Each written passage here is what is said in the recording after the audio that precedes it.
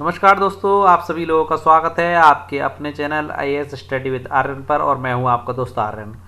दोस्तों, हमारा channel India का एकमात्र ऐसा चैनल है जो आपको यूपीएससी आईएएस की पूरी तैयारी हिंदी माध्यम में करवा रहा है। उसी क्रम में आज हम आप लोगों के लिए लेकर के आए प्रारंभिक भारत का परिचय। ये आपकी रामशरण शर्मा जी की बुक से हम आप लोगों को पढ़ा रहे हैं, ओल्ड एनसीईआरटी हिस्ट्री। आज हमारा 7वां अध्याय है। एक इम्पोर्टेंट बात आप लोगों को बता देता हूँ दोस्तों, ये रामशरण शर्मा जी की बुक है, ये मार्केट में काफ़ी कम अवेलेबल हो पाती है। स्टूडेंटों तक जो या फिर स्टूडेंट इस तक काफ़ी कम पहुंच पाते हैं। मार्केट में ओनली दिल्ली में इसकी फ़ोटोकॉपियाँ मिलती हैं, यानी कि पूरी बुक नहीं मिलती और वो भी काफ़ी धुंधली होती हैं। इसीलिए अगर आपको बुक नहीं मिल पा रही है तो आप हमारी वीडियो से इसको अच्छे से पढ़ सकते हैं और अपने नोट्स को व्यवस्थित रूप से बना सकते हैं, क्योंकि यहाँ पर हम बिल्कुल डीपली और काफ़ी इम्पोर्टेंट टॉपिक्स के साथ आप लोगों को अध्ययन करा रहे हैं। आज का हमारा 7वें अध्याय का टॉपिक है मानव का उद्भव और विकास, प्राचीन प्रस्तर युग। ओके दोस्तों, इससे पहले आप सभी लोगों से रिक्वेस्ट है दोस्तों कि हमारे चैनल को सब्सक्राइब आवश्यक रूप से कर दीजिए और लाइक शेयर करना ना भूलें। आगे बढ़ते हैं हम आज के अपने प्रश्नों की ओर। देखिएगा दोस्तों, देखिए हमारी पृथ्वी को कितना पुराना माना जाता है? 4 अरब 60 करोड़ वर्ष से अधिक पुरानी है, या फिर 3 अरब 50 करोड़ वर्ष से अधिक पुरानी है, या फिर 2 अरब 99 करोड़ वर्ष से भी उससे पूर्व से भी अधिक पुरानी है। तो मैं आप लोगों को बता देता हूं दोस्तों, हमारी पृथ्वी 4 अरब 60 करोड़ वर्षों से अधिक पुरानी है। इसकी परत के विकास में 4 अवस्थाएं निकल आई हैं दोस्तों, निकल आती हैं दोस्तों। ओके दोस्तों, और अगर मानव विकास की बात करें तो पृथ्वी पर मानव की उत्पत्ति 3 अरब 50 करोड़ वर्ष पूर्व हुई थी। यानी कि हमारे प्रश्न का उत्तर आप लोगों के लिए बता देते हैं, 4 अरब 60 करोड़ वर्ष से भी अधिक है हमारी पृथ्वी की उम्र। आगे बढ़ते हैं, प्रश्न नंबर 2 देखते हैं। पृथ्वी की चौथी अवस्था यानी कि चतुर्दिक या जिसे क्वाटरनरी कह सकते हैं, इसके 2 भागों के संदर्भ में निम्नलिखित कथनों पर विचार कीजिए। अति नूतन यानी प्लाइस्टोसिन, इसका समय लगभग 20 लाख ईसा पूर्व से 12,000 ईसा पूर्व के बीच है। दूसरा अद्यतन यानी होलोसिन, इसका समय 12,000 ईसा पूर्व से लेकर के सन 2012 तक माना जाता है। देखिए दोस्तों, पृथ्वी की जो हमारी चौथी अवस्था है जिसको क्वाटरनरी कहते हैं, ये 2 भागों में विभाजित है। ओके दोस्तों, दोनों ही भाग आपके यहाँ पर दे रखे हैं। पहला जिसे प्लाइस्टोसिन कहते हैं, दूसरा होलोसिन कहते हैं। देखिए प्लाइस्टोसिन का जो समय यहाँ पर दे रखा है 20 लाख ईसा पूर्व से लेकर के 12,000 ईसा पूर्व के बीच था, ये बिल्कुल सही है। अब होलोसिन के विषय में बात करें तो इसका समय आपके 12,000 ईसा पूर्व से लेकर के जो आज तक जारी है, 2012 तक नहीं, 12,000 ईसा पूर्व से लेकर के आज तक होलोसिन का समय हमारा जारी है। ओके दोस्तों, आज तक। यानी कि विकल्पों की बात करें उपयुक्त कथन में से कौन से कथन असत्य हैं, तो यहाँ पर हमारा केवल दूसरा कथन असत्य है और बाकी का पहला कथन हमारा सत्य है। आगे बढ़ते हैं अपने अगले प्रश्न की ओर। देखिए प्रश्न नंबर 3, आज से लगभग 60 लाख वर्ष पूर्व मानव सम यानी होमिनिड का आविर्भाव कहाँ हुआ था? ये मानवों की उत्पत्ति के प्रारंभिक सबसे पहले मानव हुआ करते थे, उसके विषय में बात कर रहा है। ये एक नस्ल है मानवों की जिसे कहते हैं होमिनिड। तो इनका आविर्भाव कहाँ हुआ था, सबसे पहले कहाँ माना जाता है? मिस्र में माना जाता है, या दक्षिणी पूर्वी अफ्रीका में माना जाता है, या भारतीय उपमहाद्वीप में माना जाता है? निम्नलिखित में से माना जाता है, निम्नलिखित में से कोई नहीं। दोस्तों मैं आप लोगों को बता दूं, आज से 60 लाख वर्ष पूर्व जो होमिनिड प्रकार के मानव थे उनका आविर्भाव आपका दक्षिण और पूर्वी अफ्रीका में हुआ था। कहाँ हुआ था दोस्तों? आज से 60 लाख वर्ष पूर्व दक्षिण और पूर्वी अफ्रीका में होमिनिड प्रकार के मानवों का प्रादुर्भाव ये उत्पन्न हुए थे। होमिनिड जो मानव है सबसे प्राचीन मानव माने जाते हैं। ओके दोस्तों, आगे देखिए प्रश्न नंबर 4 देखिए। आदि मानव जो बंदरों से बहुत कुछ भिन्न नहीं थे, यानी कि बंदरों से मेल खाते हुए थे, का पृथ्वी पर आविर्भाव कब हुआ था? यानी कि 3 अरब 50 करोड़ वर्ष पूर्व हुआ था, या 3 करोड़ वर्ष पूर्व हुआ था, या 60 लाख वर्ष पूर्व हुआ था?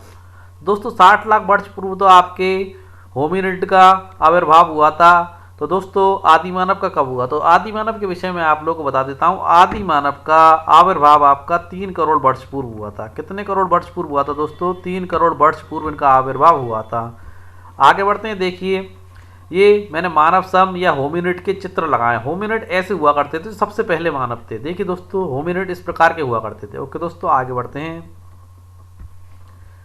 देखिए, मानव के उद्भव या आविर्भाव के में सबसे महत्वपूर्ण घटना किसे माना जाता है? दोबारा देखिए, मानव के उद्भव या आविर्भाव में सबसे महत्वपूर्ण घटना किसे माना जाता है? होमिनिड का आविर्भाव, या फिर ऑस्ट्रेलोपिथेकस का आविर्भाव, या होमो हैबिलिस का प्रादुर्भाव, या निम्न में से कोई नहीं। तो दोस्तों मैं आप लोगों को बता देता हूँ, मानव के उद्भव या आविर्भाव में सबसे महत्वपूर्ण घटना जिसे माना जाता है वो ऑस्ट्रेलोपिथेकस का आविर्भाव माना जाता है। यानी ऑस्ट्रेलोपिथेकस एक ऐसा मानव था जिसके अंतर्गत आज के मानव के कुछ गुण विद्यमान थे। आगे देखते हैं। देखिए, इस संबंध में एक चीज़ और बता देता हूँ, मानव के उद्भव या उत्पत्ति में ऑस्ट्रेलोपिथेकस का आविर्भाव सबसे महत्वपूर्ण घटना है। दोस्तों एक चीज़ आप लोग जान लीजिए, यहाँ पर जो शब्द आपको दे रखा है ऑस्ट्रेलोपिथेकस, तो ये लैटिन शब्द है, आप लोग लिख लेना। इसके संबंध में सारी जानकारी मैं यहीं पर दे देता हूँ।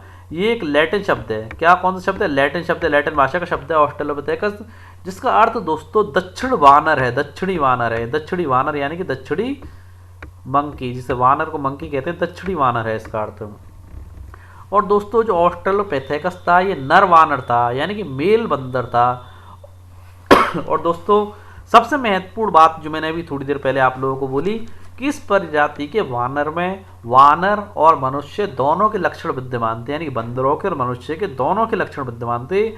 इसीलिए मानवों की उत्पत्ति में या मानवों के उद्भव या आविर्भाव में सबसे महत्वपूर्ण घटना ऑस्ट्रेलोपिथेकस के आविर्भाव को मानी जाती है। ओके दोस्तों, आगे बढ़ते हैं। प्रश्न नंबर 6 देखिए, ऑस्ट्रेलोपिथेकस के संबंध में निम्नलिखित में से कौन सा कथन असत्य है? तो देखिए दोस्तों, पहला कथन देखते हैं। ऑस्ट्रेलोपिथेकस का उद्भव लगभग 55 लाख वर्ष पूर्व से लेकर 15 लाख वर्ष पूर्व हुआ था। ये बिल्कुल सही बात है दोस्तों। ऑस्ट्रेलोपिथेकस यानी कि जिसके अंदर मानवों के भी गुण थे और वानरों के भी गुण थे। यह 2 पैरों वाला और उभरे हुए पेट वाला था। ये बात बिल्कुल सही है दोस्तों। इसका मस्तिष्क जो था बहुत छोटे आकार का था दोस्तों, लगभग आप अगर बात करें तो 300 क्यूबिक सेंटीमीटर का था। ओके दोस्तों, तो दोस्तों और देखिए चौथा पॉइंट, ऑस्ट्रेलोपिथेकस में कुछ ऐसे लक्षण विद्यमान थे जो होमो मानव में पाए जाते हैं। ओके दोस्तों, नहीं मानवों में जो पाए जाते हैं। देखिए, यह सबसे अंतिम पूर्व मानव यानी होमिनिड था, यानी कि होमिनिडों की जो नस्ल थी, होमिनिड के बाद जो नस्ल चालू हुई वो ऑस्ट्रेलोपिथेकस थी। कौन सी थी दोस्तों? ऑस्ट्रेलोपिथेकस। होमिनिड के बाद जो नस्ल आई वो ऑस्ट्रेलोपिथेकस कहलाई थी।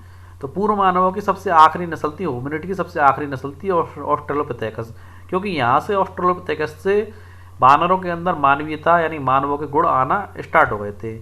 और दोस्तों होमिनिड जो आखिरी नस्ल थी, इसलिए इसे प्रोटो मानव अथवा आद मानव के नाम से भी जाना जाता है, आग मानव के नाम से भी जाना जाता है।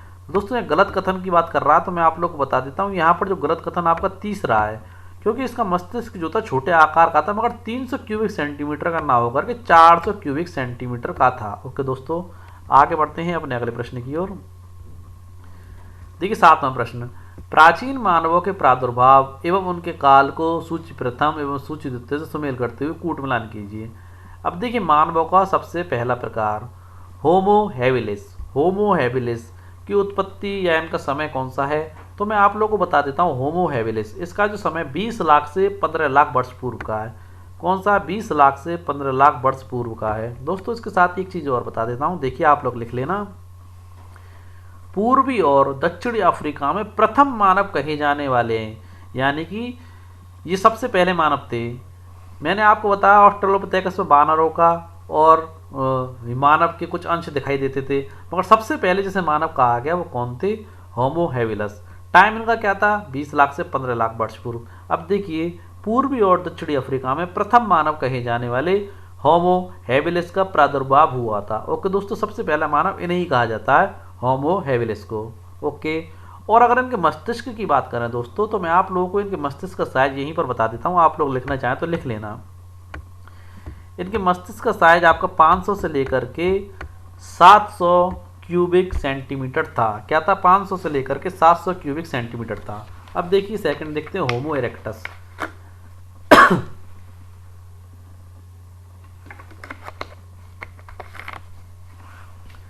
देखिए दोस्तों होमो इरेक्टस, होमो इरेक्टस के अगर कालक्रम की बात करें तो होमो इरेक्टस 18 से लेकर के 16 लाख वर्ष पूर्व पृथ्वी पर सीधे मानव के नाम से जाने जाते हैं। किस नाम से जाने जाते हैं? 18 से लेकर के 16 लाख वर्ष पूर्व पृथ्वी पर सीधे मानव के नाम से इन्हें जाना जाता है और सीधे मानव के नाम से इनका आविर्भाव हुआ था। और दोस्तों एक चीज़ और बता देता हूँ, होमो आपके इरेक्टस के संदर्भ में ये देखिए सबसे पहला मानव जो था होमो हैबिलिस। तो होमो हैबिलिस के विपरीत ये लोग जो थे यानी कि होमो इरेक्टस लोग जो थे, तो होमो इरेक्टस लोग क्या करते थे, लंबी लंबी दूरी की यात्राएं करते थे। और दोस्तों इनके जो अवशेष मिले अफ्रीका के अलावा, किसकी बात कर रहे हैं, होमो इरेक्टस के अवशेष की बात कर रहे हैं। होमो इरेक्टस के अवशेष अफ्रीका के अलावा चीन में मिले, दक्षिणी एशिया में मिले, दक्षिणी पूर्वी एशिया में मिले हैं। ओके दोस्तों, होमो इरेक्टस को क्या कहते हैं, सीधा मानव कहा जाता है, यानी कि भोला मानव, सीधा मानव कहा जाता है। अब देखिए होमो सैपियंस, किसकी बात की जा रही है, होमो सैपियंस। दोस्तों इनको बुद्धिमान मानवों के नाम से जाना जाता है। कालक्रम की बात करें तो 2,30,000 से लेकर के 30,000 वर्ष पूर्व का माना जाता है। और देखिए इनका शरीर छोटा था और ललाट जो था संकीर्ण था, लेकिन इनके मस्तिष्क का आकार काफ़ी बड़ा हुआ करता था। मस्तिष्क के आकार की अगर इनकी बात की जाए तो दोस्तों 1200 से लेकर के 1800 सीसी, सीसी का मतलब है क्यूबिक सेंटीमीटर, ओके दोस्तों, होता था। ओके दोस्तों, अब देखिए अब बात करते हैं चौथे मानव की, जिसका नाम है होमो सैपियंस सैपियन। तो दोस्तों इनका समय आप लोगों को मैं बता देता हूँ 1,15,000 वर्ष पूर्व से। ओके दोस्तों, वर्ष पूर्व ऊपरी पुरापाषाण काल में दक्षिणी अफ्रीका में ये लोग प्रकट हुए थे, यानी कि इनकी उत्पत्ति के विषय में पता पड़ा था। ओके दोस्तों, देखिए दोस्तों होमिनिड जो थे, होमिनिड मैंने बताया था सबसे पहले मानव जो थे जिनमें मानवों का कोई अंश ही नहीं था, बानर थे एक तरीके से। तो होमिनिड की अपेक्षा इनका ललाट जो था बड़ा था और हड्डियाँ पतली थीं। और दोस्तों होमो सैपियंस सैपियंस कोई आधुनिक मानव कहा जाता है। अगर इन चारों में आधुनिक मानव की बात करें, मानव की स्टार्टिंग यहाँ से हो जाती है। देखिए मैं लिख देता हूँ, सबसे पहले होमोनिड, होमिनिड, होमिनिड, होमिनिड के बाद ऑस्ट्रेलोपिथेकस आए। ओके दोस्तों, ऑस्ट्रेलोपिथेकस ए से ऑस्ट्रेलोपिथेकस, उसके बाद ऑस्ट्रेलोपिथेकस ऐसे थे, ये तो पूरे के पूरे वानर थे। ऑस्ट्रेलोपिथेकस ऐसे थे, इसमें आप 50% वानर के गुण मान सकते हैं, 50% इंसान के। और होमो हैबिलिस को टोटली ह्यूमन माना गया। इसके बाद जो भी है सबके सब ह्यूमन थे, ह्यूमन बींग थे यानी कि मानव थे। और जो होमो सैपियंस सैपियंस थे इन्हें आधुनिक मानव कहा जाता है। इनका मस्तिष्क दोस्तों अपेक्षाकृत अधिक बड़ा था। लगभग अगर बात करें इनके मस्तिष्क की तो ये 1200 से लेकर के 2000 सीसी का था। कितना था दोस्तों, 1200 से लेकर के 2000 सीसी का इनका मस्तिष्क माना जाता है, 1200 से लेकर के 2000 सीसी का। ओके दोस्तों, देखिए मस्तिष्क बड़ा होने की वजह से ही आधुनिक मानव ज़्यादा बुद्धिमान था और उसे अपने परिवेश को बदल पाने की क्षमता भी इसी वजह से हासिल थी। आगे बढ़ते हैं अपने अगले प्रश्न की ओर। प्रश्न नंबर 8वां। इस प्रश्न के अगर उत्तरों की बात करें तो यहाँ हमारा जो उत्तर निकल करके आएगा वो आएगा ए, यानी कि पहले का चौथा, दूसरे का तीसरा और तीसरे का तीसरा और चौथे का पहला। अगले प्रश्न की ओर बढ़ते हैं। प्रश्न नंबर 8वां। निम्नलिखित में से किस मानव ने पत्थरों को टुकड़ों में तोड़कर उन्हें तराशकर उनका औजार के रूप में इस्तेमाल किया था? 8वां प्रश्न आपका, होमो हैबिलिस, होमो इरेक्टस, होमो सैपियंस या होमो सैपियंस सैपियंस। तो दोस्तों होमो हैबिलिस, इन्होंने ही पत्थरों को टुकड़ों में तोड़कर उन्हें तराशकर उनका औजार के रूप में इस्तेमाल किया था। और होमो हैबिलिस का अर्थ मैं आप लोगों को बता देता हूँ। होमो हैबिलिस, हैबिलिस का अर्थ होता है हाथ वाला मानव अथवा कारीगर मानव। इस प्रथम वास्तविक मानव ने पत्थरों को टुकड़ों में तोड़कर उन्हें तराशकर उन्हें औजार के रूप में इस्तेमाल करना प्रारंभ किया था। प्रश्न नंबर 9। पत्थर की हस्त कुठार जैसे हाथ से पकड़ा जा सके, पत्थर की बनी हुई होती थी, यानी हैंडएक्स के निर्माण अथवा अग्नि के आविष्कार का श्रेय किसे दिया जाता है? तो दोस्तों होमो हैबिलिस को दिया जाता है, होमो इरेक्टस, होमो सैपियंस या होमो सैपियंस सैपियंस। तो आप लोगों को बता दूं दोस्तों, होमो इरेक्टस को अग्नि के आविष्कार का श्रेय दिया जाता है और पत्थर की वस्तुओं के निर्माण का श्रेय भी इन्हीं को दिया जाता है। प्रश्न नंबर 10वां। भारतीय उपमहाद्वीप में शिवालिक पहाड़ी इलाके में पाकिस्तान के पंजाब प्रांत के अंतर्गत पोतावार के पठार, कौन सा पठार दोस्तों? पोतवार के पठार में मानव खोपड़ियों के प्राचीन जीवाश्म मिले हैं, उन्हें क्या कहा जाता है? रामापिथेकस, शिवापिथेकस, विकल्प पहला व दूसरा, निम्नलिखित में से कोई नहीं। तो दोस्तों भारतीय उपमहाद्वीप में जो अवशेष मिले जीवाश्म, उनको रामापिथेकस और शिवापिथेकस के नाम से जाना जाता है। ओके दोस्तों, यानी कि यहाँ पर हमारा विकल्प तीसरा यानी कि विकल्प पहला और दूसरा दोनों सही हैं। आगे बढ़ते हैं प्रश्न नंबर 11वां। देखिए दोस्तों, प्रश्न नंबर 11वां, शिवालिक पहाड़ी इलाके में पाकिस्तान के पंजाब के अंतर्गत पोतवार के पठार में रामापिथेकस और शिवापिथेकस की खोपड़ियाँ प्राप्त हुई हैं। तो उनका कालक्रम क्या है दोस्तों? 20 लाख वर्ष पूर्व, 22 लाख वर्ष पूर्व, 55 लाख वर्ष से लेकर के 15 लाख वर्ष या फिर 25 लाख वर्ष पूर्व। तो दोस्तों उनका जो कालक्रम है वह है आपका 22 लाख वर्ष पूर्व का है। देखिए दोस्तों, इनमें होमिनिड की लाक्षणिक विशेषताएं तो थी, परंतु ये बानरों का प्रतिनिधित्व करते हैं। रामापिथेकस जो थी एक स्त्री की खोपड़ी है। दोबारा सुन लीजिए दोस्तों, होमिनिड जो कि सबसे पहले जो मानवों के अंतर्गत नहीं आते थे, बानर थे टोटली, तो इनमें होमिनिड की जो लाक्षणिक विशेषताएं थी वो थी। और परंतु दोस्तों ये बानरों का प्रतिनिधित्व करते हैं। कौन से? जो हमारे भारत में रामापिथेकस और शिवापिथेकस की खोपड़ियाँ मिली हैं। और रामापिथेकस जो है दोस्तों वो स्त्री की खोपड़ी है। ओके दोस्तों, आगे बढ़ते हैं प्रश्न नंबर 12वां। भारत में किस जगह से होमिनिड की संपूर्ण खोपड़ी प्राप्त हुई, यानी कि पूरी की पूरी खोपड़ी या खोपड़ी का स्केलेटन प्राप्त हुआ है? कालीबंगा राजस्थान, नर्मदा घाटी मध्य प्रदेश, कच्ची हिरण गुजरात या निम्नलिखित में से कोई नहीं है। तो दोस्तों भारत में नर्मदा घाटी मध्य प्रदेश से हमें होमिनिड यानी कि जो टोटली बानर थे उनकी संपूर्ण खोपड़ी के अवशेष प्राप्त हुए। देखिए, इस बात का प्रमाण नहीं मिलता कि जो होमिनिड जो जाति थी, इस जाति का प्रसार भारतीय उपमहाद्वीप के अन्य भागों में भी हुआ हो। पर दोस्तों ऐसा प्रतीत जरूर होता है कि जो आपके शिवालिक पहाड़ी इलाके में जो होमिनिड थे तो वो भारतीय उपमहाद्वीप में मानव का उद्भव उनका नहीं हो सका था और जो प्रजाति लुप्त हो गई थी, यानी कि यहाँ पर वो आए तो थे परंतु उनकी उत्पत्ति नहीं हो सकी थी, ऐसा हमें प्रतीत होता है। ओके दोस्तों, इतिहासकारों को और आपके विद्वानों को भी ऐसा ही प्रतीत होता है, उन्होंने ही ये वाक्य लिखा है। प्रश्न नंबर 13वां देखिए, श्रीलंका में होमोसेपियंस शेपियंस के जीवाश्म मिले हैं, वो लगभग कितने वर्ष पुराने हैं? 30,000 वर्ष पूर्व, 32,000 वर्ष पूर्व, 34,000 वर्ष पूर्व या 38,000 वर्ष पूर्व? देखिए दोस्तों, श्रीलंका में जो होमोसेपियंस शेपियंस के अवशेष मिले हैं उनके विषय में अगर बात की जाए तो वो 34,000 वर्ष पूर्व के। कितने वर्ष पूर्व के? 34,000 वर्ष पूर्व के। देखिए दोस्तों, होमोसेपियंस के अवशेष भारतीय उपमहाद्वीप में कहीं भी नहीं मिलते हैं, परंतु दोस्तों ये अवशेष हमें होमोसेपियंस सेपियंस जो आधुनिक मानव है उसके अवशेष श्रीलंका में मिले हैं जो 34,000 वर्ष पूर्व के बताए जाते हैं। और देखिए दोस्तों, श्रीलंका में यह काल ऊपरी प्लाइस्टोसिन और आरंभिक होलोसिन काल के शिकारी और खाद्य संग्रह जीवन का है। ओके दोस्तों, आगे बढ़ते हैं। देखिए दोस्तों, प्रश्न नंबर 14वां, भारतीय पुरापाषाण युग को किन आधारों पर 3 अवस्थाओं में बांटा गया है? पत्थर के औजारों के स्वरूप के आधार पर बांटा है दोस्तों, या जलवायु में होने वाले परिवर्तनों के आधार पर, या बौद्धिक स्तर पर, या मानसिक आकार के आधार पर? तो दोस्तों भारतीय पुरापाषाण युग को जो 3 आधारों में बांटा गया उसका एक में महत्वपूर्ण रीजन तो ये था कि पत्थरों के औजारों के जो स्वरूप मिले उस आधार पर 3 भागों में बांटा है।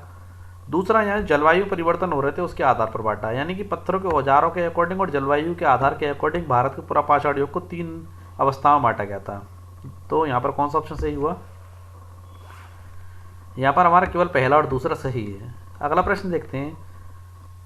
देखिए दोस्तों, निम्नलिखित में से आरंभिक या निम्न पुरापाषाण युग का समय क्या माना गया है?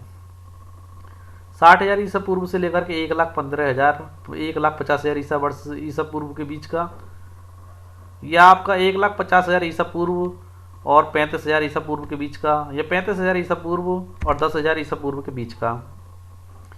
तो दोस्तों आप लोगों को बता देता हूँ, आरंभिक जो निम्न पुरापाषाण युग था उसका समय 60,000 ईसा पूर्व से लेकर के 1,50,000 ईसा पूर्व के बीच का माना जाता है। और जो मध्य पाषाण युग जो माना जाता है आपका, उसका समय मैंने यहाँ पर लिख भी दिया, उसका समय आपका माना जाता है 1,50,000 ईसा पूर्व से लेकर के 35,000 ईसा पूर्व का। और अगर बात की जाए ऊपरी पुरापाषाण युग की, किसकी दोस्तों? मध्य का मैं आप लोगों को बता चुका। ऊपरी पुरापाषाण युग की बात की जाए तो उसका समय आप लोगों के सामने है, उसका समय 35,000 ईसा पूर्व से लेकर के आपका 10,000 ईसा पूर्व के बीच का माना जाता है। ओके दोस्तों, प्रश्न के अकॉर्डिंग हमारा पहला विकल्प सही है। देखिए प्रश्न नंबर 16वां, मध्य पुरापाषाण युग एवं ऊपरी पुरापाषाण युग दोनों युगों के औजार किस पठार से मिले हैं? यानी कि एक तो हमारा युग तो आरंभिक पुरापाषाण युग, फिर हमारा आया पुरा मध्य पुरापाषाण युग, तीसरे नंबर पर आया ऊपरी पुरापाषाण युग। प्रश्न कह रहा है मध्य पुरापाषाण युग और ऊपरी पुरापाषाण युग दोनों युग के औजार किस पठार से मिले हैं? उड़िया के पठार से, दक्कन के पठार से, मालवा के पठार से, बुंदेलखंड के पठार से। दोस्तों दक्कन के पठार से मध्य पुरापाषाण युग और ऊपरी पुरापाषाण युग के दोनों के औजार मिले हैं। ओके दोस्तों, देखिए दोस्तों, देखिए 40,000 ईसा पूर्व और 15,000 ईसा पूर्व के बीच दक्कन के पठार में मध्य पुरापाषाण युग और ऊपरी पुरापाषाण युग दोनों के औजार मिलते हैं। ओके दोस्तों, आगे बढ़ते हैं अगले प्रश्न की ओर। प्रश्न नंबर 17वां, अफ्रीका में आरंभिक पुरापाषाण युग संभवतः कितने वर्ष पूर्व शुरू हुआ था? किसकी बात कर रहा है दोस्तों? अफ्रीका की। अफ्रीका में आरंभिक पुरापाषाण युग 20 लाख वर्ष पूर्व स्टार्ट हुआ था, 6 लाख वर्ष पूर्व हुआ था, या 21 लाख वर्ष पूर्व हुआ था, या निम्नलिखित में से कोई नहीं। तो दोस्तों अफ्रीका में आरंभिक पुरापाषाण युग आपका 6 लाख वर्ष पूर्व स्टार्ट हुआ था। बट दोस्तों भारत में आरंभिक पुरापाषाण युग आपका जो स्टार्ट हुआ, नहीं, अफ्रीका में तो दोस्तों 20 लाख वर्ष पूर्व स्टार्ट हुआ था और हमारे भारत में 6 लाख वर्ष पूर्व स्टार्ट हुआ था। ओके दोस्तों, भारत में कब स्टार्ट हुआ आरंभिक पुरापाषाण युग? ये वो 6 लाख वर्ष पूर्व। और दोस्तों अफ्रीका की बात करें तो अफ्रीका में 20 लाख वर्ष पूर्व ये स्टार्ट हुआ था। देखिए दोस्तों,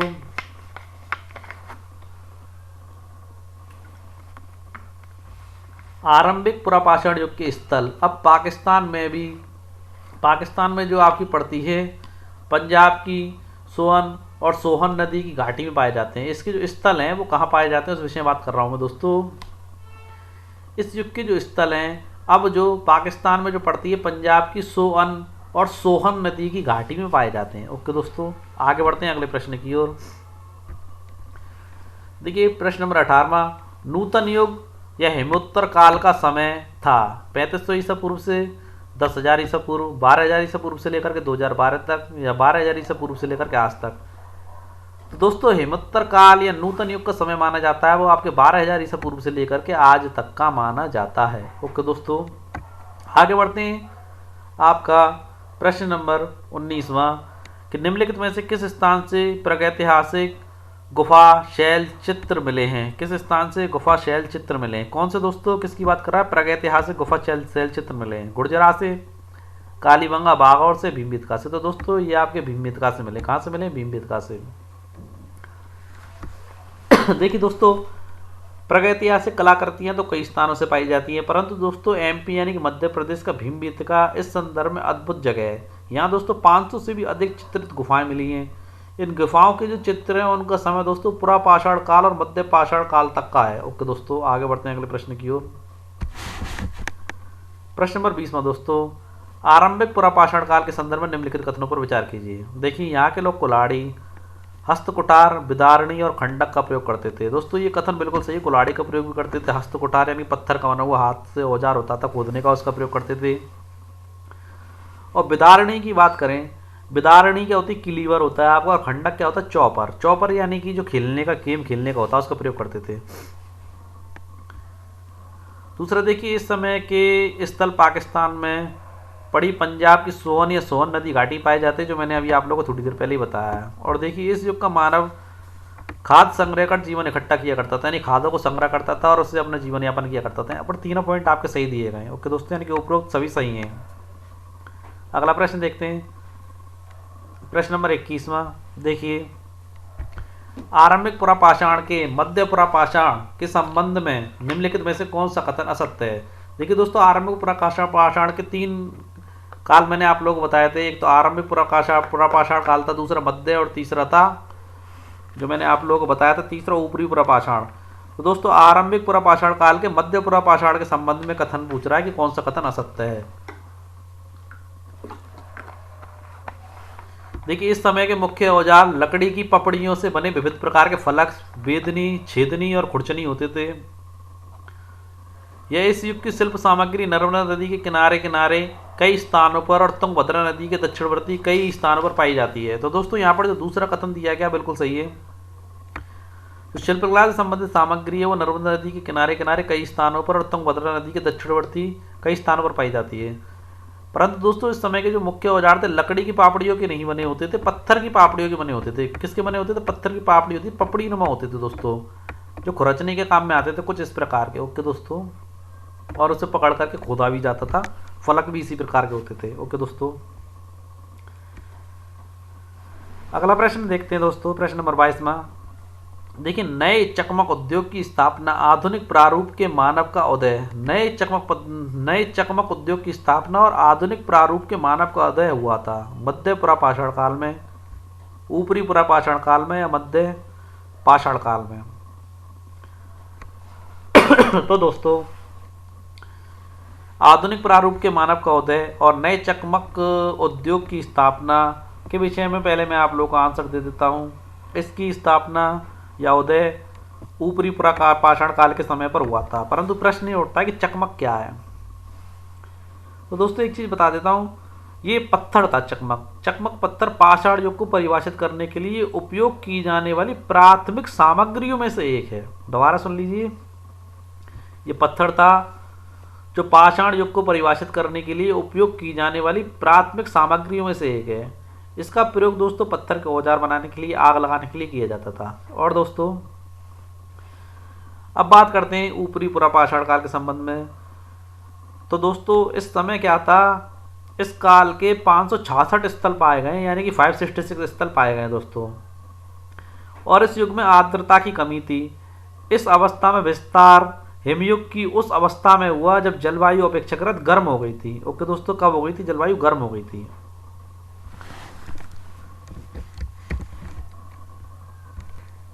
दोस्तों ये हमारा आज का अंतिम प्रश्न है।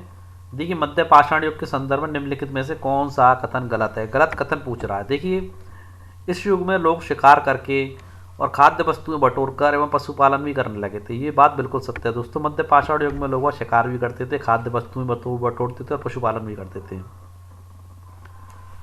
सेकंड विकल्प देखते हैं, इस युग के विशिष्ट औजार सूक्ष्म पाषाण यानी पत्थर के बने होते थे, नहीं सूक्ष्म पत्थर के, या पत्थर के बहुत छोटे औजार यानी माइक्रोलिथ्स थे।